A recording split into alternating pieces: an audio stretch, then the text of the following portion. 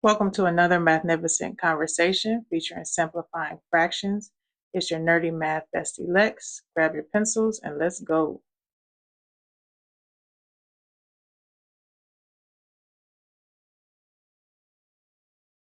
Before we get started, we're just going to go over some background information, which I like to call a little mint green tea, about simplifying fractions. So first, a fraction is completely simplified when the numerator and the denominator are relatively prime. Don't let the big words throw you off. Relatively prime just means the only common factor they share is 1. So once we have simplified everything out, they only have one common factor, and that is 1. Steps. We're going to write the prime factorization of both the numerator and the denominator, simplify the common factors to 1, and then multiply what is remaining.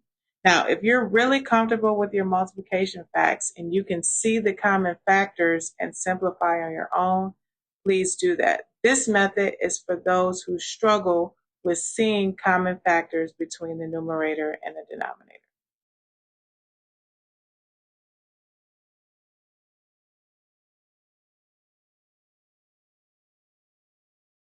A common mistake a lot of people make when simplifying fractions is confusing terms and factors. Remember, terms are things separated by addition or subtraction. Factors are two numbers multiplied together. So if you look at 2 plus 5 over 5, these are terms. So 5 and 5 are not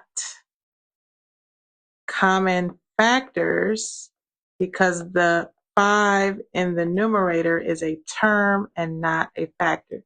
And you can see 2 plus 5 is 7 over 5 is what that would simplify to. If you try to simplify this down the wrong way, so let me iterate, this is what's wrong. A lot of times, students will see something like 2 plus 5 over 5 and do this and say it's 2.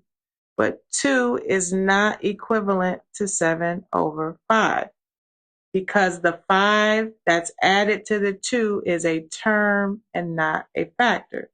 So let's look at the other side. 2 times 5 over 5, which is 10. 2 times 5 is 10 over 5. 10 over 5 does in fact simplify to 2. Okay, so if we go 2 times 5 over 5, and we simplify the common factors to 1, we're left with 2, which is a check mark. 2 is equal to 2. Please understand the difference between a term and a factor. Terms are separated by addition and subtraction. Factors are separated by multiplication. We simplify fractions with factors only, not terms.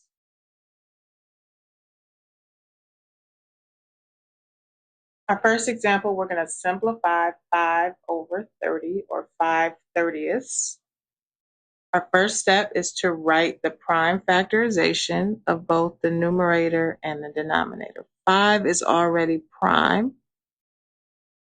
30 is 5 times 6, and 6 is 3 times 2. Again, if you're not familiar with prime factorizations, I've made an entire video, because once you master prime factorizations, a lot of the simplifying in math becomes a lot easier. Okay, the numerator and the denominator have a common factor of 5, so I can simplify the 5s to 1, which leaves me with 1 at the top and 6 at the bottom, because we multiply what's left.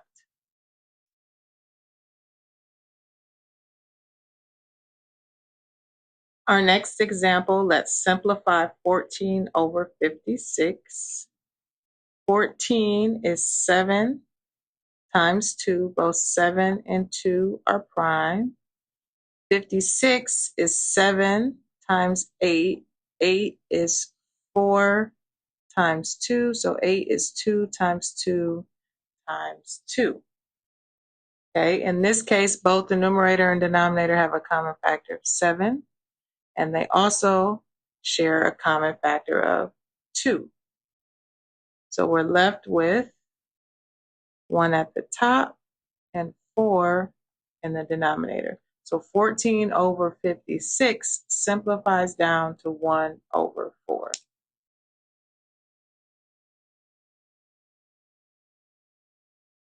Okay, next we want to simplify 42 over 105.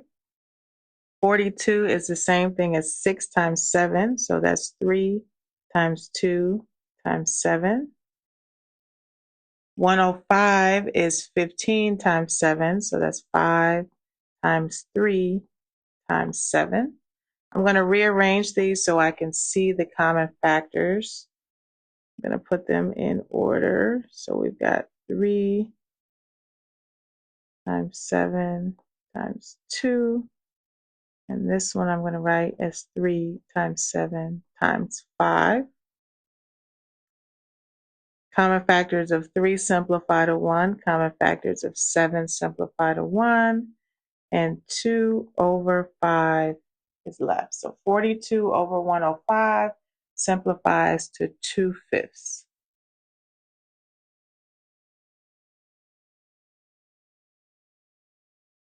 Okay, now we're going to simplify 100 over 35. 100 is 25 times 4, so that's 5 times 5 times 2 times 2.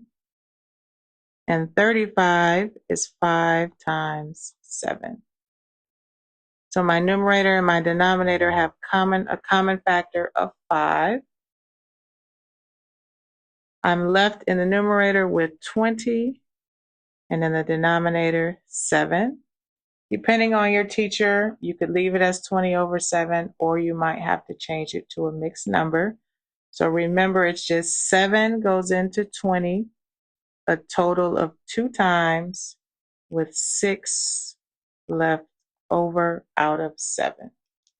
So 20 over 7 is equivalent to 2 whole pieces and 6 out of 7 other pieces.